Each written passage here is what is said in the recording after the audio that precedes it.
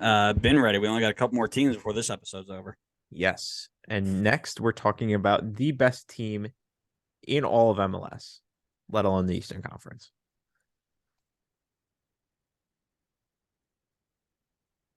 We already talked about Red Bull. No. The real best team. Charlotte? A team that's actually in a playoff spot. Just say the name. Just say the name. I don't know who's in a playoff spot. Oh, Oh Philly. my No, God, I Philly's out of hate a you. playoff spot. We're talking about Atlanta United. Ugh. They're 4-2-1 this season to put them in third place in the East. Top player. If you say anything other than Thiago Almada, I will hurt you. Listen. You've got a couple of former Red Bulls on there that are clear of Thiago Almada. Do we have any Bum-ass. former Red Bulls on this team? You've got two. We have two. That's two too many. Can you tell me Okay. who is it really? Thiago Almada? Of course it's Thiago Almada. What type Well, of I dumb need to make question sure is because that? you're loony. So dumb. Most impressive, easy. Caleb Wiley. If you say anything different, you're dumb. I did say Dude something different because I expected you to say Caleb Wiley. comes out at 18 years old and absolutely balls out. Fantasy differential to the moon. They've been playing him more at left back though, so he's not as much of a fantasy Yeah, because differential Gutman got anymore. hurt. Yeah, well, it doesn't help too that I think DEJ is starting to make that spot his own. So I think Caleb's probably getting bumped out. I did not go Caleb Wiley because I figured you would, and I wanted to give some highlights to this player. But Franco Ibarra has been really good for us this season. He has been. I'm not sure if you'll remember this player, but he reminds me a bit of Carlos Carmona when we originally started. Did you say I may not remember a player? You telling me you remember every player that's played for Atlanta? He's here for I'm like sure a if you season name and a dropped half. I'm sure if you name dropped a random Atlanta player, I could at least remember that he played. Kevin Kratz. I'm not just gonna name drop random players.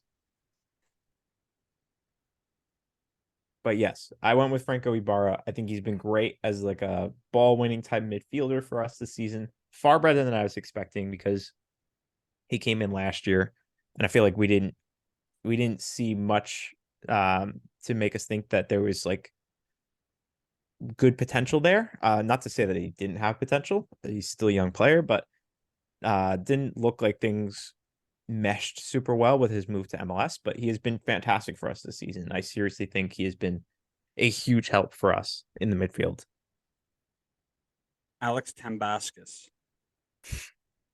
I remember him, the Greek backup goalkeeper. Who was the other one that I just saw? Kenwin Jones. Of course, 40-year-old Bobby Boswell. I remember Bobby on here as well. Him and Parky. Yeah. Um. Yeah, Man, we should do part two of I can't believe they played here. that'd be a good one. We uh, should. It's a good off-season episode. least impressive player. Who do you got? Um, I am going with. It's probably harsh, but you guys signed Eric Lopez for like $1 billion. Where $1 billion. What is your concept? comparative to the way or the amount that he's played, it might as well have been. This dude's got 25 minutes all season. Like, what is he doing there? Get him off your books. Listen, if you had any expectations for Eric Lopez coming into the season, then that's on you.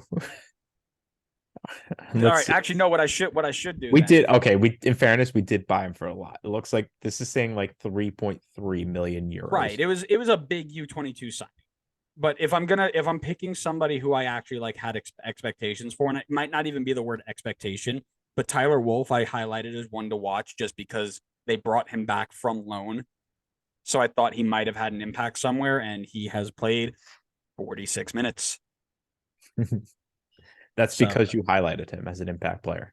listen, I understand the curse that I hold upon players. Like I'm not like Kip Keller. I'm sorry. Tyler Wolf, I'm sorry.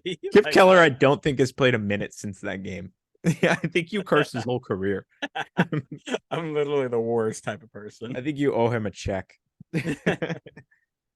um, this was easy for me. Santi Sosa has absolutely been the least impressive for me. They spent nearly $5 million on him. He has not lived up to that price tag, and this season has not changed that at all. He has played 5 times. He's made one start. He's 137 minutes. I can't see him getting back into this team. It's been a highly disappointing signing, in my opinion. Yeah, no disagreements there. All right, overachieving, underachieving. I had Atlanta 10th because I was smart and did not bet high on my team, so I gave them the shot to actually perform well. Highly overachieving my expectations. I was not expecting much coming off of last year where we struggled a lot, but Thiago Almada has absolutely willed us forward. Plus the return of lots of injury guys like Miles Robinson, who has also been tremendous for us. And getting Brad Guzan back in goal, his leadership is definitely a super important part to this team as well. So definitely doing better than I thought we would. I also have them at overachieving. For a variety of different reasons, but um yeah, I mean, listen, we predicted them to be somewhere that they are not, right? And that's just that's what it comes down to. Um I think I had them 10th. I had them out of the playoffs. So Mhm. there you go. All right. My question for you. Think back to a couple weeks ago. Was the performance against Columbus a fluke, or is it a sign of cracks in the system? Like when they got absolutely smacked, Yep. That every six team's one gonna game. every team's gonna have a one off. I mean, you you're never going to have a I mean, I won't say never, but every team has, right? You're always gonna have that one weird little game where just nothing goes right. So I don't look too far into it. Yeah, I will agree with you on that one, especially considering we were missing key guys. I mean, no Miles Robinson, no Thiago Almada, um, no Luis Abrams, no Giacomakis. I mean, these are key guys to our team and our system. So missing them definitely hurt. Did it hurt to the point that we should have lost 6-1? Probably not. I think we were definitely off our game that day. But I would say I don't think it's a sign of cracks in the system. I think it was just a fluke.